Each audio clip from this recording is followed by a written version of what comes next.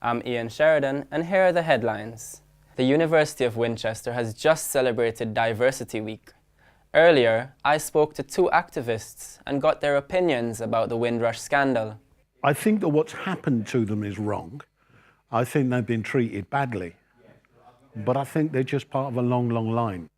And I think the real trauma is they've just realised whenever there's a bad times in Britain, it throws out people.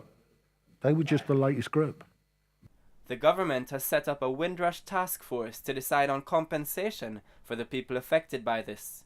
Who were the nurses and doctors over your head, Prime Minister? And that was Scratchulous with his question time for the Prime Minister. We monitor print use and it's at a really good level now, and suddenly it's grown substantially. The number one reason we've seen this happening is because some students have been printing for non-academic purposes. We as a student union fully agree that students deserve to have free academic printing. If there is a reduction, printing will remain free.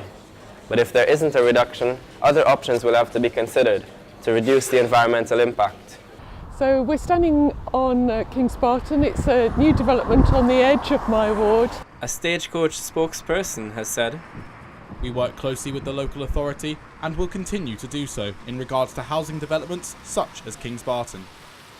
From the Winnell News Centre at 12, the European Court of Justice has ruled the UK could cancel Brexit without needing the permission of the rest of the EU. Judge Carl Gustav Fernland delivers the verdict. The purpose of that revocation is to confirm the EU membership of that member state concerned under terms that are unchanged as regards its status as a member state, and that revocation brings the withdrawal procedure to an end.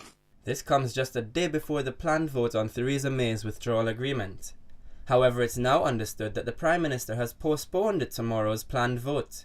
The government was expected to lose, with around 100 Conservative MPs promising to vote against it. Now, growth in the economy slowed in recent months.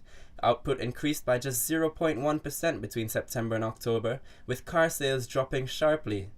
Winchester's air pollution problem still isn't clearing up, according to a local councillor.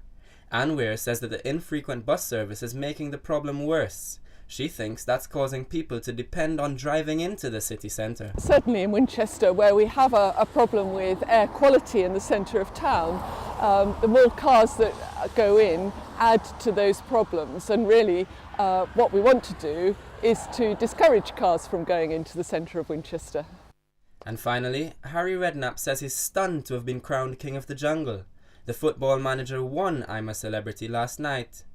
That's the latest. I'm Ian Sheridan.